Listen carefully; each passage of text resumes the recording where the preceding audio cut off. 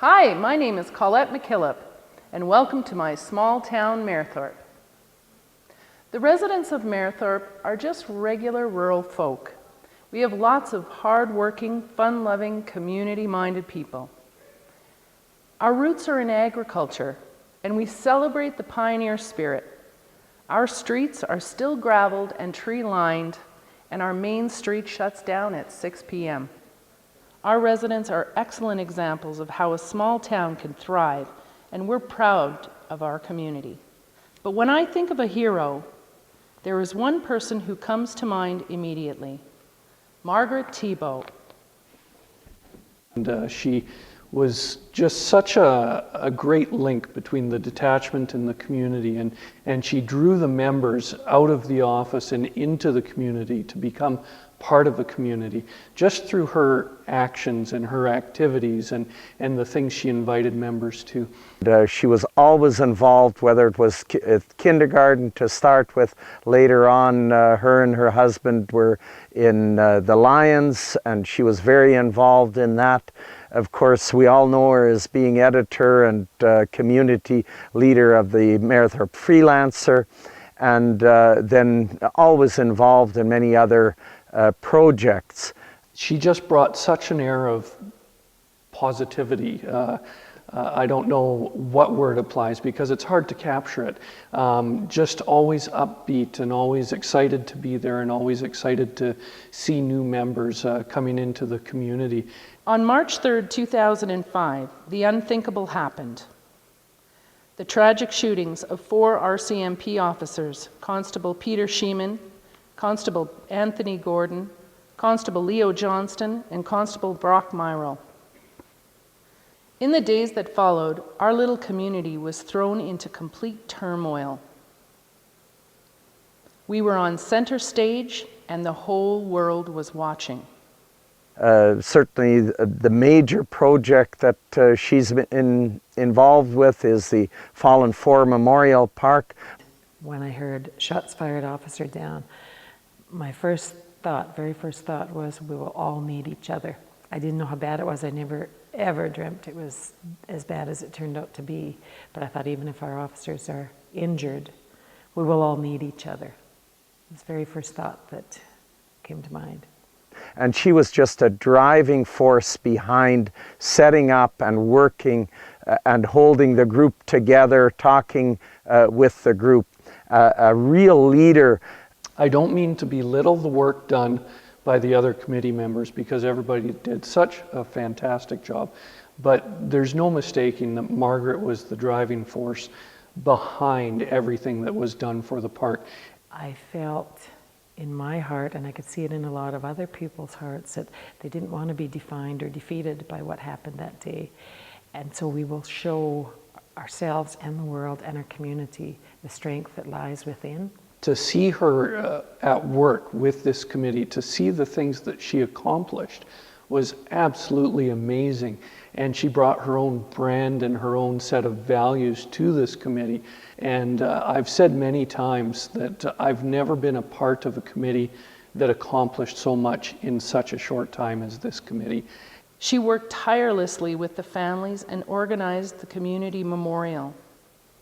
And she was just a driving force behind setting up and working and holding the group together, talking with the group. Margaret chose to be strong. Anything or anyone that made her feel strong, she pulled them to her and surrounded herself with them. And by doing that, she pulled this whole community together. I felt an obligation. I went to go in the door and realized, this is one that comes home. This is one that comes into our house. And I was standing by the door, and I had my fingers like this.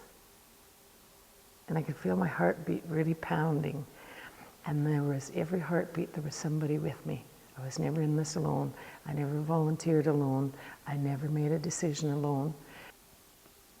Margaret suggested a Fallen 4 Memorial Park, and everyone agreed it was an excellent idea.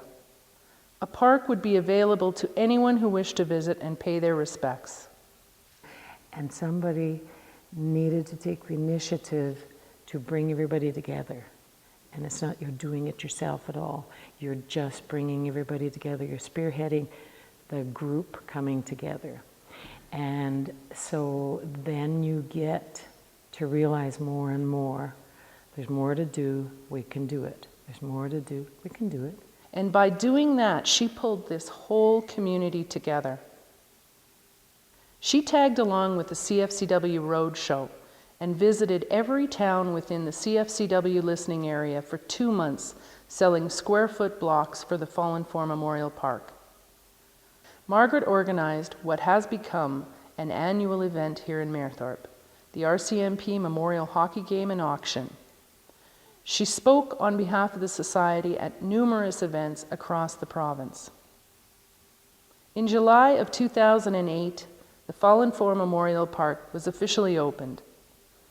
Margaret gave a very emotional introduction of each of the statues as they were unveiled to the public for the first time. Days and events will come and go, but this memorial and all the good memories of Peter, Leo, Anthony, Brock, and their brothers and sisters who stand shoulder to shoulder with them will last forever. At the first meeting, Margaret suggested to everyone that we had a responsibility to our community, our province, and our nation to create a memorial tribute to the fallen officers. Margaret reminded us all that it would be a national memorial, and so being must be accessible to everyone. I couldn't focus totally on victim services anymore without the park being there, and that vision had to come to completion. It had to come to fruition. And so I took time off and volunteered those 9 months straight through.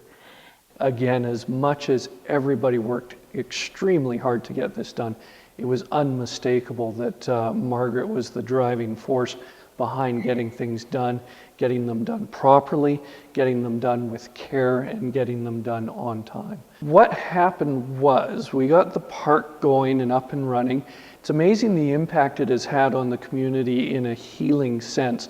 But then there's spin-off from it too, which has been just amazing. We now have the Fallen Four Marathon, which in its first 2 years has come just short of 1,000 participants. It's been a huge tie between the two communities affected by the events of 2005.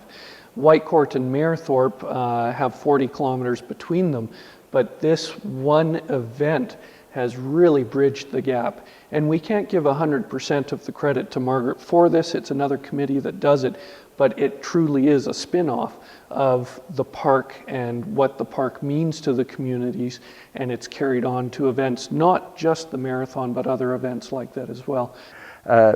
From my point of view, Margaret is a great candidate for this UFA Heroes Award. I think she's number one for our community, and she's a key part in it. We're a community that can hold its head up high. We've healed and hope that we've helped others heal.